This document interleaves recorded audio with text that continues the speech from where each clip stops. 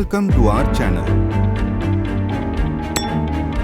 To reduce the need of manual sorting and save time, the battery cells are labeled with barcodes. It also reduces the chances of potential human errors, automating the process to speed up production. Semco Infratech came up with its cell sorting machine with a barcode scanner. As cells enter the sorting machine, a barcode scanner reads the barcode. The scanned data is sent to a central system that determines the sorting criteria. The machine sorts the cells into different categories or bins. How our product works. Step 1. Connect the machine to the power. Step 2. Input the cells in the cell silo. Step 3.